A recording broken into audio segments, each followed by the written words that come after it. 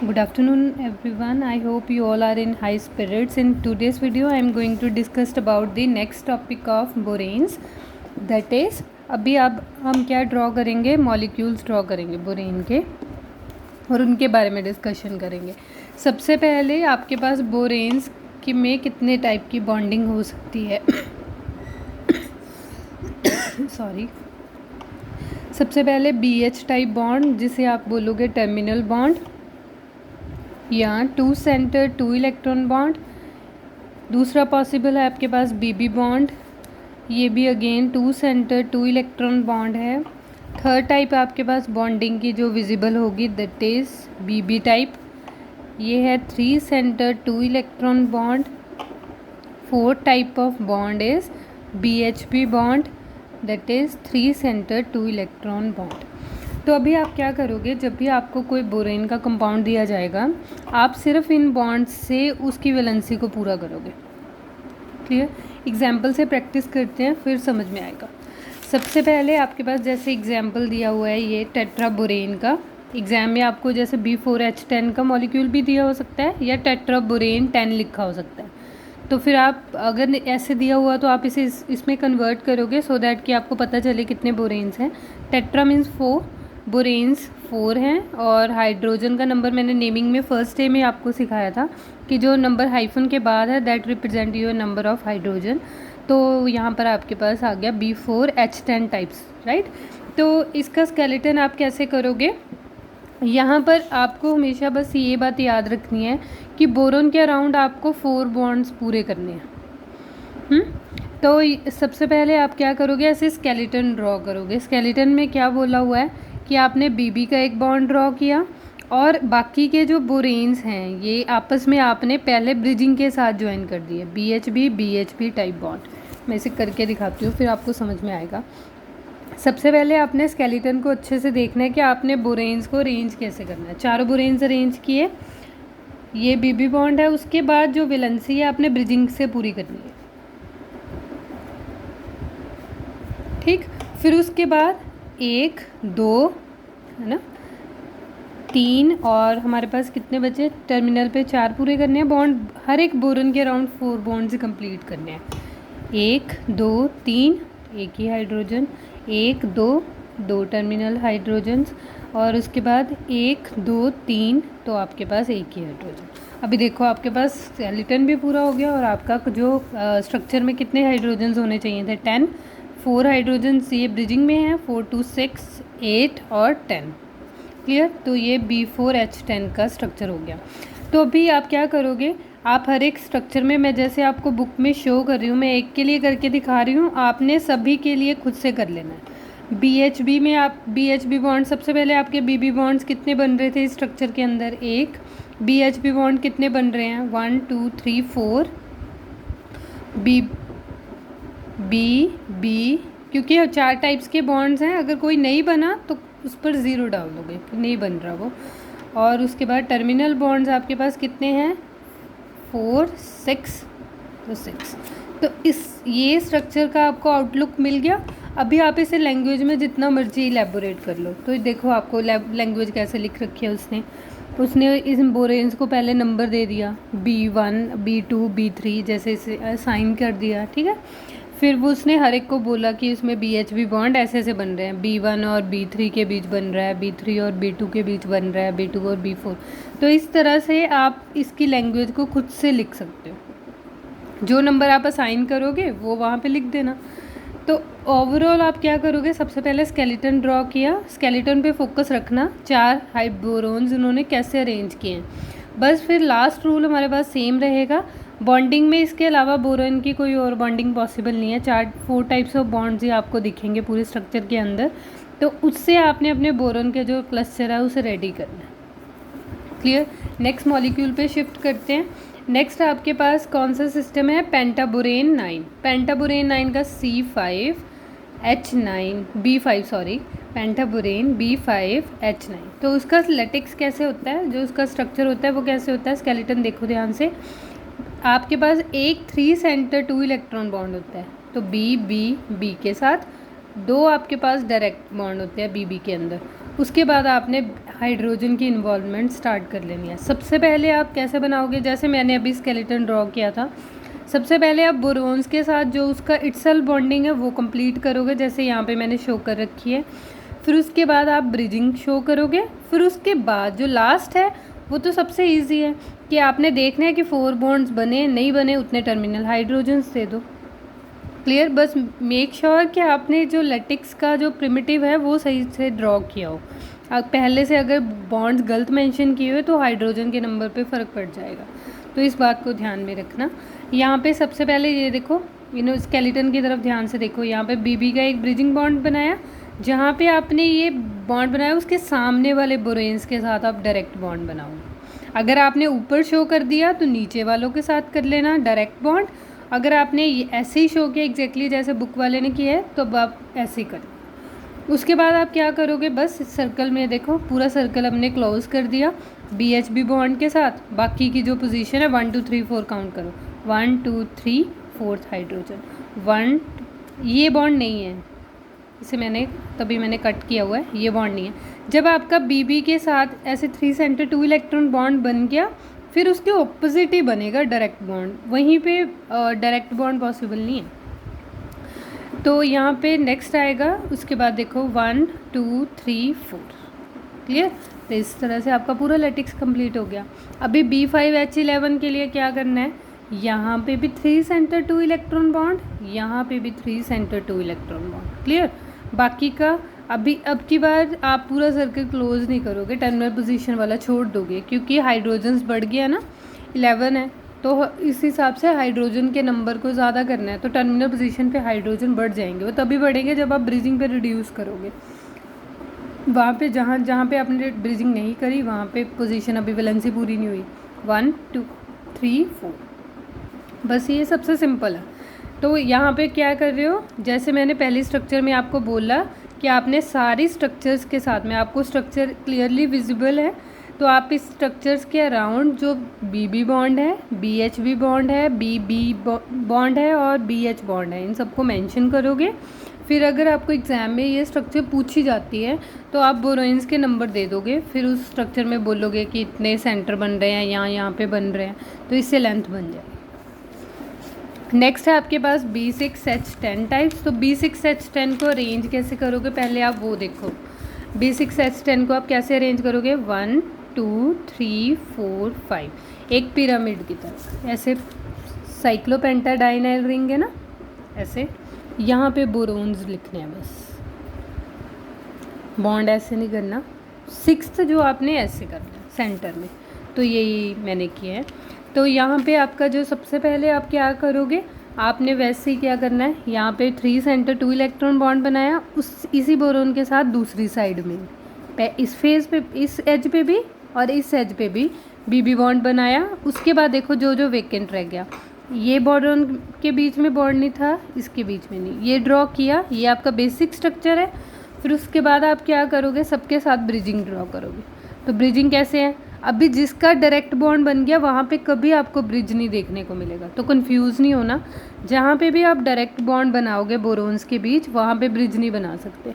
तो यहाँ पे देखो, इनके बीच यहाँ यहाँ और यहाँ, सिर्फ यहाँ ब्रिज बनेगा। उसके बाद टर्मिनल पोजीशन से वैलेंसी को सेटिस्फाई करना होगा।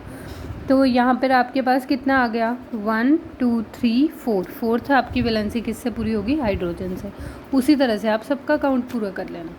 क्लियर? नेक्स्ट स्ट्रक्चर है B10H14 की। B10H14 को कैसे करोगे, रफ में करते हैं, फिर आपको समझ में आ जाएगा। यहाँ पे सबसे पहले आपने इसे ऐसे ड्रॉ करना है, सेंटर से शुरू होना, फिर एक फेस थोड़ा सा आगे की तरफ, फिर एक फेस सामने की तरफ, फिर यहाँ पे और यहाँ पे। क्लियर? सबसे पहले क्या किया, इसे छोटा सा ड्रॉ किया, फिर उससे थोड़ा सा बड़ा यहाँ, फिर सेंटर पे, इसके सेंटर पे एग्जैक्टली सिमिलर वे में जो जो यहाँ कर रहे थे साथ साथ में वह वहाँ पे भी कर रही थी, दूसरी साइड पे भी। तो आपने क्या करना है, यहाँ पे ज्वाइन किया। अभी वो आप क्या करोगे, सबसे पहले जो इसका बेसिक लेटिक्स सा ड्रॉ करोगे वो कैसे करोगे, कितने नंबर अभी पूरे नहीं हुए ना, लास्ट में ये है, यहाँ पे एक स्क्वायर सा बनाया, या आप इसे ऐसे भी देख सकते हो, ये देखो ध्यान से, अगर ध्यान से विजिबल हो तो यहाँ पे आपको ऐसा कुछ दिखा, और सिमिलर वे में यहाँ पे भी देखो।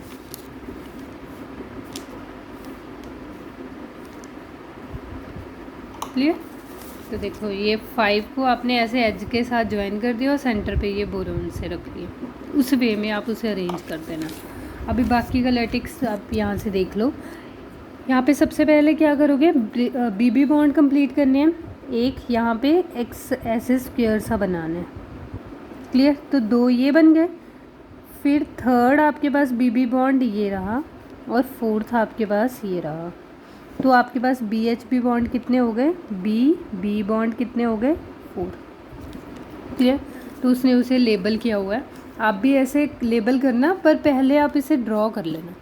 फिर उसके बाद आपके पास जो डायरेक्ट बॉन्ड हैं वो देखो ध्यान से कहाँ कहाँ पे हैं, इसके साथ, इसके साथ, इसके साथ और इसके साथ। बस आपका बेसिक स्केलेटन कंप्लीट हो गया। अब आपने ब्रिजिंग करनी है, जहाँ जहाँ पे डायरेक्ट बॉन्ड नहीं बन पाया वहाँ पे ब्रिजिंग से जोड़ दो। यहाँ पे नहीं बना था, यहाँ पे नहीं बना, यहाँ पे भी नहीं, यहाँ पे भी नहीं, उसे डायरेक्ट से बना दिया, और उसके बाद टर्मिनल हाइड्रोजन्स ड्रॉ कर दो। ये सिंपल है। नेक्स्ट आपके पास जो स्ट्रक्चर है, ये क्लस्टर्स आपने कुछ नहीं करने, ये सिर्फ आपको रिप्रेजेंट किए हुए हैं कि डॉट आपने हाइड्रोजन के साथ शेडेड, और जो बॉल्स हैं बड़ी वाली वो बोरोन को रिप्रेजेंट कर रही हैं। तो आप उसे सिर्फ नेमिंग कर लेना, ऑक्टाबोरेन 12। ये नंबर्स ना आप ध्यान में रख लो, जब वेड्स रूल सिखाएंगे ना तब हम इन्हें असाइन करेंगे। B8H12 हो गया, B9H15 हो गया, B10H14 हो गया, B10H16 हो गया। स्ट्रक्चर को नहीं देखना, सिर्फ नंबर को देखो। ये एग्जाम्पल प्रैक्टिस करेंगे। B18H22, B20H16। इन एग्जाम्पल्स पे वापस आएंगे, पहले मैं आपको वेड्स रूल सिखा। फिर आपके पास जो नेक्स्ट लैटिक्स है वो है B10 और H10 का। B10 और H10 में आप कैसे करोगे, ये आपने एक स्क्वायर का फेस लिया, फिर उसके बाद दूसरे वाला ऐसे कर दिया इसके सेंटर में, ये अलग सा स्क्वायर जुड़ गया, ठीक, ये अलग सा स्क्वायर जुड़ा हुआ है। उसके बाद 2 बोरोन्स बचे, इस फेस का सेंटर सपोज यहाँ पे होगा, और इस फेस का सेंटर सपोज यहाँ पे होगा तो एक साथ ही, पर थोड़ा सा ये शो करने के लिए कि इसके एग्जैक्टली पीछे हमारा बोरोन है, तो उस वजह से इसने आपको थोड़ा सा शो किया हुआ है, वैसे वो एग्जैक्टली इसके पीछे है। बस ये आपने ड्रॉ किया और हाइड्रोजन को लेबल कर दिया। अभी इसका फ़ायदा हमें क्या है, यहाँ पे हमने BHP बॉन्ड, BB बॉन्ड और वो सब शो नहीं किए, सिर्फ BH बॉन्ड शो किया। तो ये क्यों है, जैसे जैसे आप हायर क्लस्टर की तरफ मूव करते जाओगे, जैसे अभी छोटा था तब हम इजीली आइडेंटिफाई कर पा रहे थे कि BHB कहाँ बनेगा या B बॉन्ड कहाँ पे है, लेकिन जैसे जैसे बोरोन का काउंट बढ़ता जाता है वैसे वैसे आइडेंटिफाई करना मुश्किल है कि कहाँ कहाँ पे BB बॉन्ड बन सकता है, क्योंकि 3 डायमेंशनल स्ट्रक्चर और क्लोज पैक्ड होनी शुरू हो जाती है। तो इस वजह से सिर्फ हमारा फोकस फिर जैसे जैसे हम हायर की तरफ मूव करते हैं BH के ऊपर ही रह जाता है। तो यहाँ पर आपको B10 और B12 की स्ट्रक्चर्स उसने ऐसे ही ड्रॉ करके दिखाई हैं। सबसे इम्पॉर्टेंट स्ट्रक्चर आपके पास ये वाली स्ट्रक्चर है, क्योंकि हमने इसी के बेस पे अपने मेटेलोबोरेन्स और मेटेलोकार्बोरेन्स करने हैं, तो इस वजह से इसे कैसे बनाना है ये मैं आपको सिखा देती हूँ। सबसे पहले आप क्या करोगे, आपने अपने बोरेन को कैसे अरेंज करना है, ठीक, ऐसे अरेंज किया, ये 5 सामने भी ऐसे ही ड्रॉ कर लो, सेम, ध्यान से देखते रहना। फिर उसके बाद यहाँ पे आपने इसे सेंटर में, क्योंकि ये है B12H12, 10 तो अरेंज हो गए ना, 2 यहाँ पे अरेंज कर दिए सेंटर पे। पहले ये क्लोज सा पेंटागन बनाया, उसके अंदर ये रख दिया, फिर सिमिलर वे बिल्कुल एग्जैक्टली होना चाहिए, जहाँ पे ये वहीं पे ये, जहाँ पे ये वहीं पे, ठीक, ताकि आपको दूर से ऐसे देखने के लिए लगे कि ये बेंजीन जैसे ड्रॉ किया है, इसकी आउटर बाउंड्री आपको बेंजीन जैसी लगे। अभी ये कैसे बॉन्ड्स बनाओगे, आप इसे जोड़ो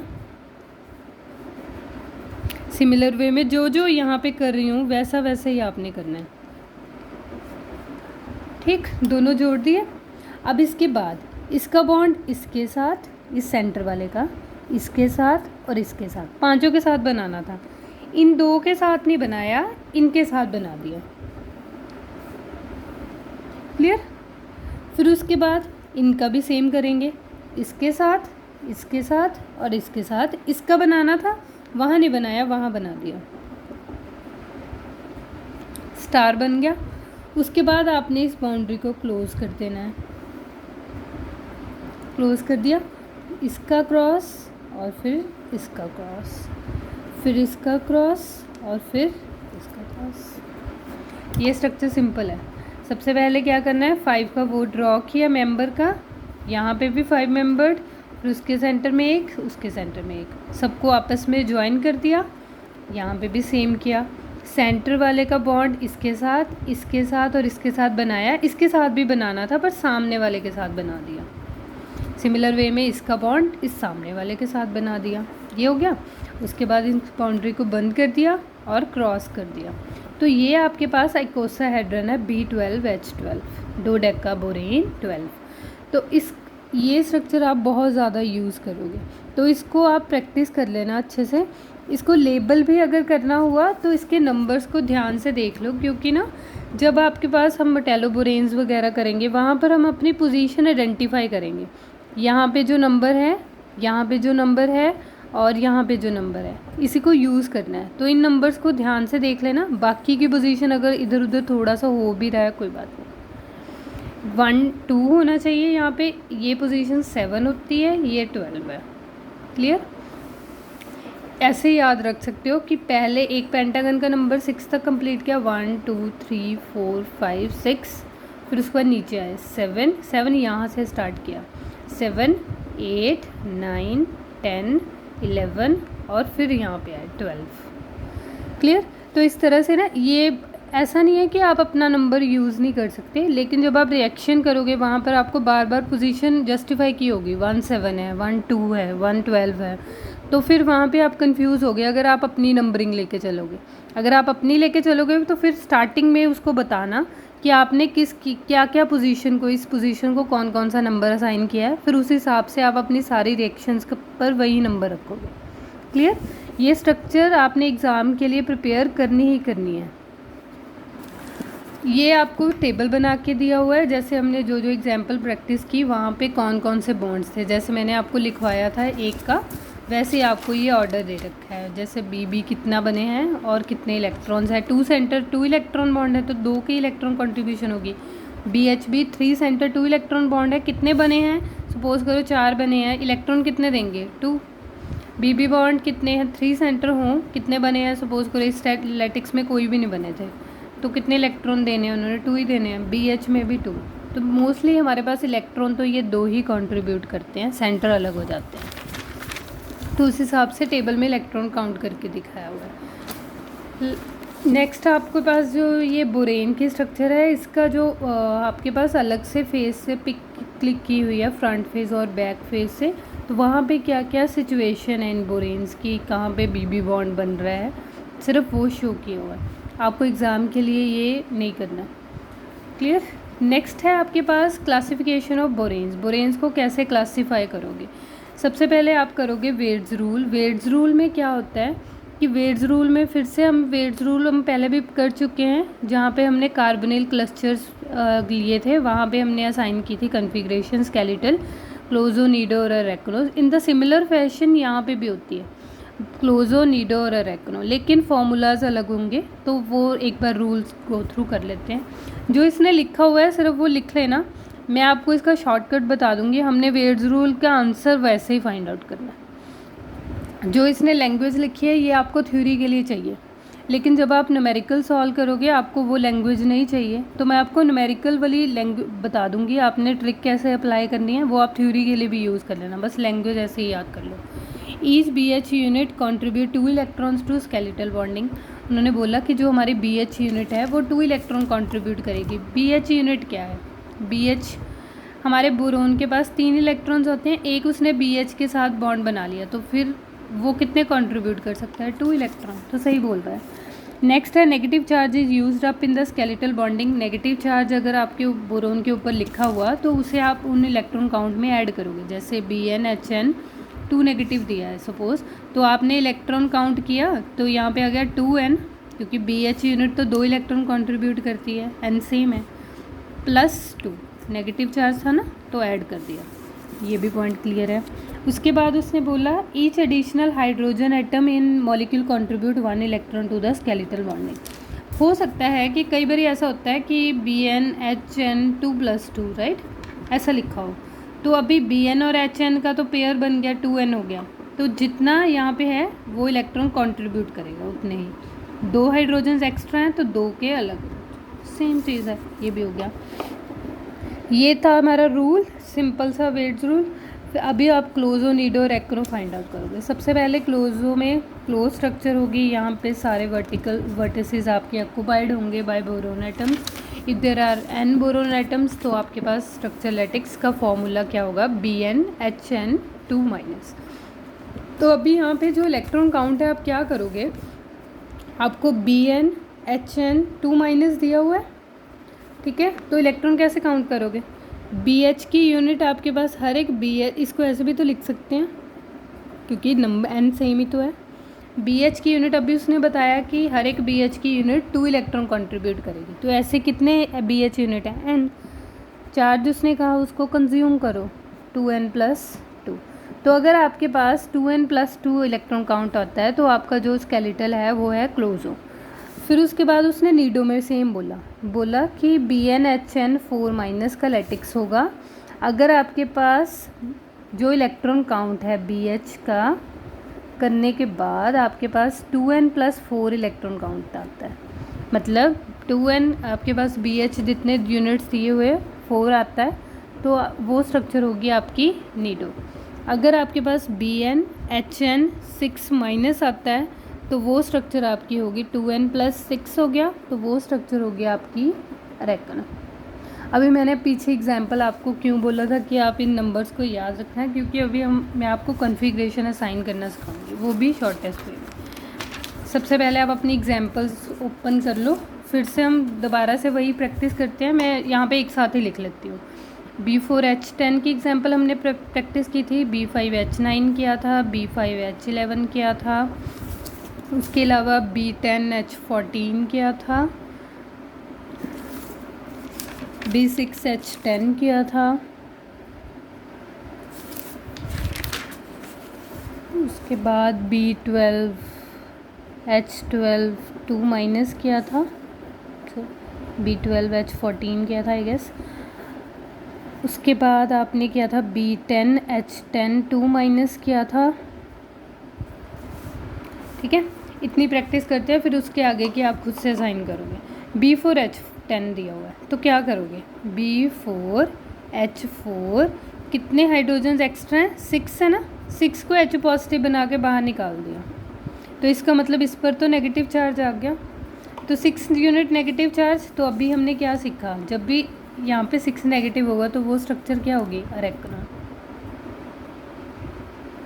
B5H9 को B5H5, क्योंकि यूनिट क्या बोल रहा है कि जितना बोरोन का नंबर है उतना हाइड्रोजन का करो, जो एक्स्ट्रा है ऊपर चार्ज बना के छोड़ दो। B5H5 ऊपर चार्ज क्या है, 4 नेगेटिव, क्या बनेगा, Nido. B5H11 B5H5 6 hydrogen extra है, नेगेटिव बना के छोड़ा, रेकनो। B10H14 B10H10 4 negative, that is Nido. फिर से B6H6 4 negative, that is Nido. यहाँ पे B12H4 2 नेगेटिव ही दिया हुआ है, 2 नेगेटिव का क्लस्टर, सॉरी, या तो यहाँ हाइड्रोजन बराबर होंगे या तो चार्ज मेंशन किया होगा, दोनों सिचुएशंस कभी साथ नहीं होंगी। तो यहाँ पे B10H10 2 नेगेटिव दिया हुआ है, चार्ज की फॉर्म में बना दिया, तो हमें तो इजी हो गया, सीधे ही बोल देंगे क्लोजो। क्लियर, तो ये कितनी जल्दी आपका सॉल्व होगा, क्लोजो, नीडो, रेकनो। तो यहाँ पे अभी देखो, यहाँ पे मैंने आपको फिर से हम वही एग्जांपल पे वापस आ गए। B8H8 4 एक्स्ट्रा है, नीडो। यहाँ पे देखो B9H15 6 एक्स्ट्रा है, रेकनो। B10H4 4 एक्स्ट्रा है, नीडो। B10H16 रेकनो। B8 H22 कितने हैं, 4 एक्स्ट्रा हैं, निडो B20 H16। तो यहाँ पे हमारे पास क्या, ये वाला जो हमारे पास आइकोसा का जो स्ट्रक्चर है, यहाँ पे आपको 4 हाइड्रोजन्स लेके आने पड़ेंगे, तो आपका 4 जो इलेक्ट्रॉन काउंट है वो कम हो जाएगा और हम पीछे की तरफ चले जाएंगे। तो ये आपने नहीं किया, सुपर क्लोजो सुपर अरेक्नो ये आपने नहीं किया हुआ, उसके पीछे वाला ना ही आपको पूछा जाएगा एग्ज़ाम में। आपने वेट्स रूल सिर्फ क्लोजो नीडो रेक्नो के लिए असाइन करना है। क्लियर? तो इससे आपकी प्रैक्टिस हो गई। अभी क्लोजो नीडो रेक्नो वर्ड है क्या, तो वो क्या होता है, मैंने उस दिन भी आपको बताया था जब हमने पिछली वीडियो में वेट्स रूल किए थे, तब हमने क्या बोला था कि पेरेंट एटम में क्लोजो का मतलब होता है पेरेंट का जो स्ट्रक्चर है वो ओरिजिनल स्ट्रक्चर क्या है। नीडो मतलब उसमें से एक वर्टेक्स रिमूव किया हुआ है, अरेक्नो मतलब उसमें से एक और वर्टेक्स रिमूव किया हुआ है। तो सिमिलर वे में अगर आपका पेरेंट एटम 12 का है तो उसका नीडो 11 का होगा, उसका जो अरेक्नो है वो 10 का होगा। अगर आपका पेरेंट एटम 11 का है तो आपका नीडो 10 का होगा, आपका अरेक्नो 9 का होगा। तो इसी तरह से आपको ये पूरा लैटिक्स दिया हुआ है, पेरेंट एटम कितने का होगा, उसके क्लोजो नीडो अरेक्नो लिखा हुआ है। ये एग्ज़ाम के लिए आपने नहीं करने, आपने यस 12 पर पूरा फोकस रखना। मैंने आपको जो ये डायग्राम सिखाई है, एग्ज़ाम में जब आप इसे ड्रॉ करोगे तो प्रेफर करना कि पेंसिल से ड्रॉ करो, क्योंकि जब आप इसका नीडो ड्रॉ करोगे आपने इसको इरेज कर देना है। अगर ये पेन से हुआ तो आपसे ड्रॉ नहीं होगा ना, तो आप इसे पेंसिल से होगा तो इरेज कर देना, तो आपका नीडो बन जाएगा। फिर से अगला वर्टेक्स पेंसिल से इरेज कर दोगे तो आपका रेक्नो बन जाएगा। हमें ये चाहिए, इस वजह से बोल रही हूँ। बाकी की स्ट्रक्चर अगर आप पेन से ड्रॉ कर दोगे तो भी कोई इशू नहीं है। नेक्स्ट आप करने वाले हो कार्बोरेंस। कार्बोरेंस क्या चीज़ है, अभी आप क्या करोगे, अपनी बोरोन यूनिट को, मैंने आइसोलोबल एनालॉजी आपको सिखाई थी कि आइसोलोबल एनालॉजी में क्या हो सकता है, जिसको आप आइसो इलेक्ट्रॉनिक स्पीशीज़ भी बोल देते हैं कई बारी। BH है, उसे आप क्या लिख सकते हो, 3 + 1 4, तो उसे हम क्या लिख सकते हैं, कार्बन से रिप्लेस कर सकते हैं। मतलब हमने बोरेंस किए ना, तो BH बॉन्ड को अगर आप कार्बन से रिप्लेस कर दो तो वो क्या बने, कार्बोरेंस। क्लियर? तो इस तरह से अगर आप चाहते हो कि आप CH मोइटी से रिप्लेस करना चाहते हो तो आप क्या करोगे, BH2 कर दोगे। 3 + 2 कितना होता है, 5, यहाँ पे भी 5। तो आइसो इलेक्ट्रॉनिक स्पीशीज़ टाइप है, तो इसका मतलब हम कार्बोरेंस को यूज़ कर सकते हैं। कार्बन एटम को आपने रिप्लेस कर दिया BH के साथ। अभी ये आपके पास फर्दर डिवाइड हो गया, फिर इसके बाद भी इसकी भी स्पीशीज़ बन गई, क्लोजो कार्बोरेंस, नीडो कार्बोरेंस, रेक्नो कार्बोरेंस। ज़्यादा आपके सिलेबस में क्लोजो और नीडो ही है। एक बार वो क्लोजो के तीनों टाइप्स को डिस्कस करेगा, एक बार वो नीडो की करेगा, राइट। तो क्लोजो नीडो में क्या फ़र्क है आपको, जैसे यहाँ पे क्लोजो नीडो आप कैसे करोगे, C2 हमें पता है आपको, जैसे एग्जाम्पल के तौर पे यहाँ पे देखो CB5H9 दिया, तो अभी इसका क्लोजो नीडो रेक्नो फाइंड आउट करने के लिए अभी मैंने आपको बताया ना, C को किससे रिप्लेस कर सकते हैं, BH से। तो यहाँ पे आपने BH लिखा फटाफट से, B5H9 लिखा, कितने टोटल बोरेन्स कितने हो गए, B6H10, तो फिर से क्या, B6H6 4 negative, that means this borane carborane is nido. तो जब भी आपको फाइंड आउट करना है क्लोजो नीडो, तो इन दोनों स्पीशीज़ को ऐसे ही क्लोजो नीडो मत बोल देना, इसको चेंज करना पड़ेगा। ऐसे चेंज करोगे फिर बोलना क्लोजो है या नीडो है या रेक्नो है, जो आप मेथड यूज़ करते हो। तो वही वो कर रहा है। तो उसने आपको नॉमेनक्लेचर कैसे सिखाई है, first of all give the position and number of carbon atoms. तो यहाँ पे मैंने आपको तभी बोला था कि बोरेन का वो नंबर याद रखना, क्योंकि आपने जहाँ पर आप अपना कार्बन वहाँ पे सब्स्टिट्यूट करोगे तो आपको वो पोजीशन याद रखनी पड़ेगी कि आपने कार्बन कहाँ इंट्रोड्यूस किया। जैसे यहाँ पे लिखा हुआ है C2B10H12 के 1 2 1 7 1 12 आइसोमर्स होते हैं। तो अभी अगर ये पता ही नहीं होगा कि 1 2 क्या बोल रहा है, तो आपको पोजीशन यहाँ से पता चलेगी। वो 1 2 किसे बोल रहा है, 1 और 2 साथ साथ में कार्बन लगे हों, 1 7 यहाँ पे कार्बन हो और यहाँ पे कार्बन हो, 1 12 क्या है, यहाँ पे कार्बन हो और यहाँ पे कार्बन। क्लियर?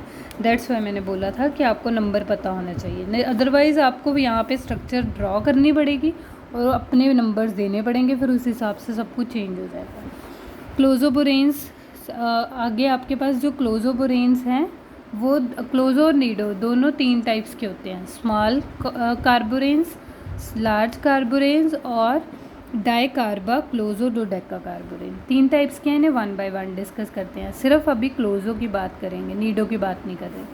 तो सबसे पहले आप स्मॉल कार्बोरेंस कैसे प्रिपेयर करोगे। स्मॉल कार्बोरेंस में कौन सा नंबर है, नंबर आपका बोरेन का 3 to 5 के बीच हो, लार्ज कार्बोरेन में 6 to 9 के बीच हो।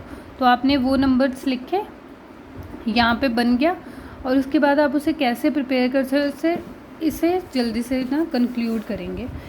यहाँ पे B2H6 को एसिटिलीन के साथ रिएक्ट करवाया तो आपको अपना स्मॉल कार्बोरेन मिल जाएगा। 3 और 5 की रेंज वाला स्मॉल कार्बोरेन होता है। तो एक रिएक्शन करनी हुई कर लेना। उसके बाद स्ट्रक्चर आप इसकी ड्रॉ कर लेना। ये वाली बेंजीन की तरह आपने इसे ड्रॉ किया। बस आप बता सकते हो सिस आइसोमर कब है, जब आपके कार्बन कार्बन एक साथ हैं। ट्रांस कब है, जब कार्बन अपोजिट साइड पे हैं। तो इस तरह से ये वाली स्ट्रक्चर कर लेना। उसके बाद लार्ज कार्बोरेन्स आप कैसे प्रिपेयर करोगे, अभी नंबर बढ़ाना पड़ेगा बोरेन का। फिर से ब्यूटाइलिन के साथ इस बार करवाया है, नंबर ज़्यादा रखना है क्योंकि 6 to 9 रखना है बोरोन का नंबर, उस हिसाब से कार्बन का भी बढ़ जाएगा। तो आपके पास लार्ज कार्बोरेंस प्रिपेयर हो जाएगा। फिर से ये टेम्परेचर डिपेंडेंट है। 1-3 पोजीशन फिर से मैंने आपको बताया है कि आपके पास जो 1-3 की पोजीशन है वो आपको देखना पड़ेगा। वहाँ पे आपको 3 नंबर कहाँ पे है, वहीं पे अपनी पोजीशन लेबल करोगे।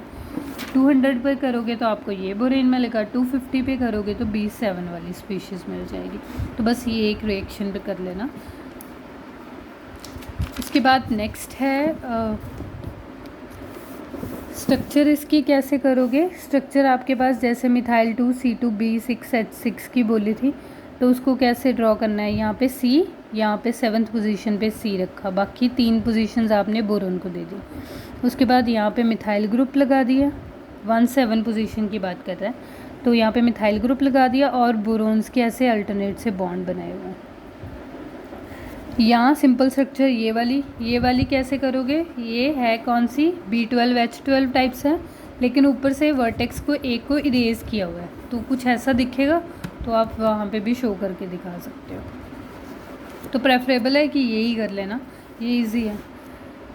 उसके बाद डाइकार्बन क्लोजो डोडेकाबोरेन्स में 12 नंबर वाला आएगा। 12 नंबर वाला तो हमें पता ही है कि बोरेन्स को जैसे हमने B12H12 का यूनिट ड्रॉ किया था वैसे ही। प्रेपरेशन कैसे करोगे, 10 लोगे, उसके साथ डाइथाइल सल्फाइड के साथ उसे ट्रीट करवाओगे तो आपको ऐसे स्पीशीज़ मिल जाएगी डक्ट की फॉर्म में। फिर उसे जब एसिटिलीन के साथ रिएक्ट करवाओगे तो उसके बाद आपको ये स्पीशीज़ मिल जाएगी। नेक्स्ट है, इसके भी 3 आइसोमर्स हैं, ऑर्थो, मेटा और पैरा, जैसे बेंजीन के होते हैं। देखो ये अगर 1-2 पे हुई तो ऑर्थो हो गया, 1-7 पे हुई तो मेटा हो गया, 1-12 पे हुई तो पैरा हो गया। और टेम्परेचर ये आप यहाँ पे मेंशन कर सकते हो। सबसे पहले जब आप अपने एसिटिलीन ग्रुप से इसे ट्रीट करवाओगे तो सबसे पहले आपके पास हमेशा ऑर्थो बनेगा। फिर आप 450 डिग्री सेल्सियस पे आपको मेटा मिल जाएगा, क्योंकि कार्बन के